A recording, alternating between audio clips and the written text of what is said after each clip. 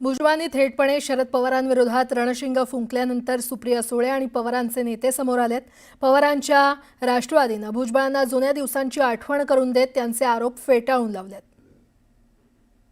ते आज आमच्याबद्दल काही बोलले तरी मी कधीच विसरणार नाही, कारण का माझ्या आईने माझ्यावर संस्कार केलेत की आपल्याबरोबर जेव्हा एवढी जरी कोणी दोन पैशाचीही मदत आपल्याबरोबर केली असेल तर सुप्रिया त्या मिठाला जाग आयुष्यभर लक्षात ठेव ही माझी आई नेहमी मला सांगते। त्याच्यामुळे भुजबळ साहेब आमच्याबरोबर आमच्या चांगल्या वाईट काळात उभे राहिलेले आहेत ह्याची जाणीव मला आहे आणि त्यांनी आमच्यावर किती टीका केली तरी मी त्याला कधीच उत्तर देणार नाही, कारण का मी तो काळ विसरलेलो आहे।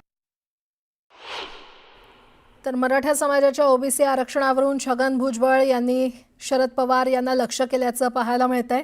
शरद पवारांमुळे जरांगेंना बळ मिळाल्याचा आरोप करत भुजबळांनी पवारांना घेरलेला आहे आणि त्यामुळे भुजबळ विरुद्ध पवार असा वाद पेटल्याचं पाहायला मिळतंय। एकीकडे छगन भुजबळ यांनी शरद पवार यांना लक्ष केलंय तर भुजबळांनी थेटपणे पवारांविरोधात रणशिंग फुंकल्यानंतर सुप्रिया सुळे या देखील समोर आलेल्या आहेत। पवारांच्या राष्ट्रवादीनं भुजबळांना जुन्या दिवसांची आठवण करून दिलेली आहे। त्यांचे सर्व आरोप हे फेटाळून लावलेले आहेत। मराठा जी.आर विरोधात भुजबळ यांनी एल्गार पुकारलेला पाहायला मिळतोय आणि या संदर्भात अधिक माहिती देत आहेत आमच्या प्रतिनिधी प्रणाली कापसे आपल्यासोबत जोडल्या गेलेल्या आहेत। प्रणाली, छगन भुजबळ एकीकडे आक्रमक झालेले आहेत, आता ते शरद पवार यांना देखील लक्ष करतायत, काय अपडेट?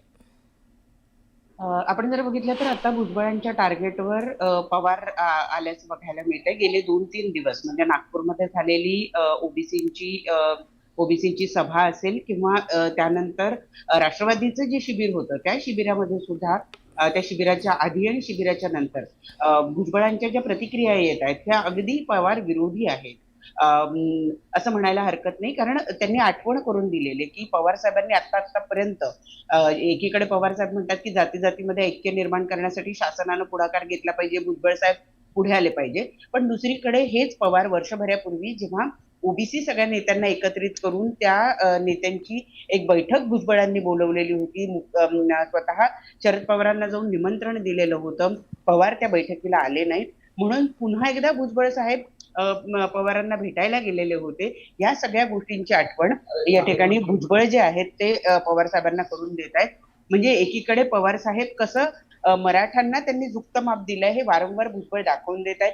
मग ती मनोज जरांगे पाटील यांच्या आंदोलनाला दिलेली भेट असो, त्या आंदोलनाबद्दल वारंवार केलेली वक्तव्य असो, पण दुसरीकडे ओबीसी आंदोलनाला त्यांनी भेट दिली नाही, ओबीसीच्या बैठकीला ते आले नाही किंवा ओबीसी बद्दलचं त्यांचं ओबीसीच्या आरक्षणामधून मराठ्यांना आरक्षण दिलं जावं याबद्दल आजपर्यंत त्यांनी खुलेपणानं अगदी मुद्देसूद असं कुठलंही वक्तव्य केलेलं नाही। याची आठवण वारंवार भुजबळ करून देत आहेत।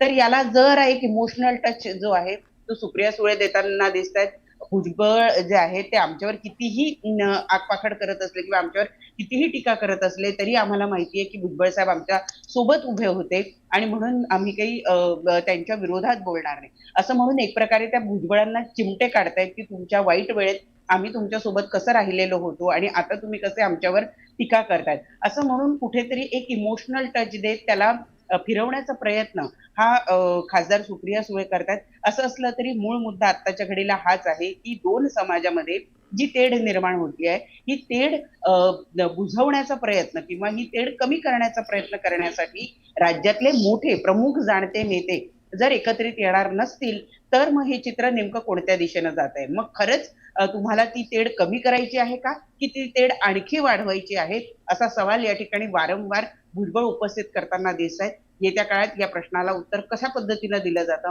हे बघणं महत्वाचं ठरणार आहे, परंतु ओबीसी आणि मराठा या मुद्द्यावर छगन भुजबळ आणि पवार हे एकमेकांच्या समोर उभे ठाकलेले आपल्याला बघायला मिळत आहेत। बरं प्रणाली, धन्यवाद या संपूर्ण माहितीसाठी। पुढची बातमी, अंतरवाली सराटीतील लाठीचार्जच्या घटनेवरून पुन्हा एकदा राजकारण तापलेलं आहे। राष्ट्रवादीचे नेते छगन भुजबळ शरद पवारांच्या निकटवर्ती आमदारांवर गंभीर आरोप केल्यानंतर आता जोरदार दोन्ही पक्षातले नेते आमनेसामने आलेले आहेत।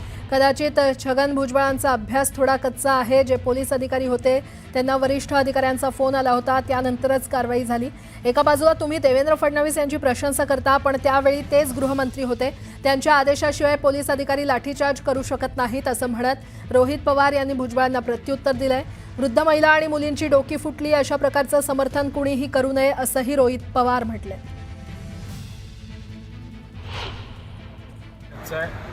त्यांनाही माहिती आहे की लोकांनाही माहिती आहे की तिथं कुणीतरी आदेश पोलीस प्रशासनाला दिला. एका बाजूला तुम्ही प्रशंसा देवेंद्र फडणवीसांची करता. देवेंद्र फडणवीस त्यावेळेस कोण होते? तो होम मिनिस्टर होते. तिथं असताना जो पोलीस अधिकारी हा कोणाचाच आदेश तिथं ऐकणार नाही, फक्त होम मिनिस्टरचा आदेश ऐकणार. अख्ख्या जगाने बघितलेलं आहे त्या पोलीस अधिकाऱ्याला वरिष्ठ एका व्यक्तीचा कोणाचा तरी फोन आला आणि होम मिनिस्टर नाही तर त्यांच्या कार्यालयातून कुणी फोन केल्याशिवाय कुठलाही अधिकारी हा तिथं दंडाशाही नाही तर आपण ज्याला लाठीचार्ज म्हणतो लाठीचार्ज करणार नाही. तुम्ही सत्तेत असून सत्तेचा उपभोग घेत असताना तुम्ही वेगळ्या वेगळ्या समाजाचं प्रतिनिधित्व करून एक राजकीय पोळी भाजपसाठी वाजवण्याचा प्रयत्न तिथं करत असाल आणि ह्याच्यात समाजामध्ये वाद निर्माण करत असाल तर हे कदापि योग्य नाही. तुमच्याकडे सत्ता आहे राज्यात, केंद्रात. विषय सोडवण्यापेक्षा विषय चिघळण्याचा प्रयत्न तुम्ही सर्वजण करत आहात. आणि दुसऱ्या बाजूला शेतकरी सर्व समाजाचे आज मदतीसाठी वाट बघत आहेत. युवा सगळ्या समाजाचे नोकरीची वाट बघत आहेत. महिला सर्व समाजाच्या आज त्यांच्यावर अत्याचार होते त्या बाबतीत कुणी बोले ना, फक्त समाजामध्ये वाद निर्माण करून भाजप राजकीय पोळी भाजते. बातमीपत्राला आता सुरुवात करूयात. मराठा समाजाच्या ओबीसी आरक्षणावरून छगन भुजबळांचे त्यांचे जुने गुरु आणि नेते शरद पवारांना लक्ष्य केल्याचं पाहायला मिळतंय. शरद पवारांमुळे जरांगेंना बळ मिळाल्याचा आरोप करत भुजबळांनी पवारांना घेरलंय. त्यामुळे भुजबळ विरुद्ध पवार असा वाद पेटल्याचं पाहायला मिळतंय. तर मराठा GR विरोधात भुजबळ यांनी एल्गार पुकारलेला असताना पवारांच्या भूमिकेवर देखील भुजबळ यांनी प्रहार केला असल्याचं पाहायला मिळतंय.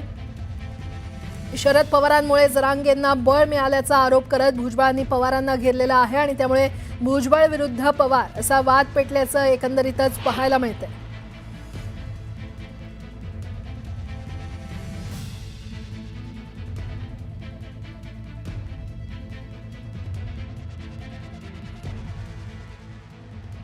पवार साहेबांनी अगोदर विचार करायला पाहिजे का झालं. आणि बरं तिथे गेले तर मग पोलिसांकडे सुद्धा जाऊन यायचं. 84 लोक कसे जखमी झाले. पवार साहेब गेले म्हणून उद्धव ठाकरे गेले आणि हा बाबा मोठा लीडर झाला ताबडतोब. एकांच्या कमिटीमध्ये एखाद दुसरी व्यक्ती शोधली आहे. सगळे सभासद एका जातीचे आणि बावनकुळ्यांची समिती बघितली त्याच्यात सगळे सभासद ओबीसीचे आहेत. आपण ऐक्य करायचं होतं आणि जातीवाद करायचा करायला हे ऐक्य कसं करायचं. आता पवार साहेब म्हणतात की छगन भुजबळ मुख्यमंत्री आहे, सगळ्यांनी एकत्र बसून ते सोडवा. अहो पवार साहेब वर्षापूर्वीच सर्व पक्षाची मिटिंग बोलवली. तुम्हाला बोलवलं, सगळ्यांना बोलवलं, कोणी आलं नाही. तुम्ही मिटिंगला येत नाही आणि आता म्हणतात भुजबळ आणि तुम्ही जे आहे मिटिंग घेऊन सोडाल. तेव्हा तुम्ही आलात नाही आणि आता आमचं वाटोळे झाल्यानंतर तुम्ही आमचं म्हणताय. एकांच्या कमिटीमध्ये एखाद दुसरी व्यक्ती शोधली आहे. सगळे सभासद एका जातीचे आणि बावनकुळ्यांची समिती बघितली त्याच्यात सगळे सभासद ओबीसीचे आहेत. आपण ऐक्य करायचं होतं आणि जातीवाद करायचा करायला हे ऐक्य कसं करायचं. आता पवार साहेब म्हणतात की छगन भुजबळ मुख्यमंत्री आहे, सगळ्यांनी एकत्र बसून ते सोडवा. अहो पवार साहेब वर्षापूर्वीच सर्व पक्षाची मिटिंग बोलवली. तुम्हाला बोलवलं, सगळ्यांना बोलवलं, कोणी आलं नाही.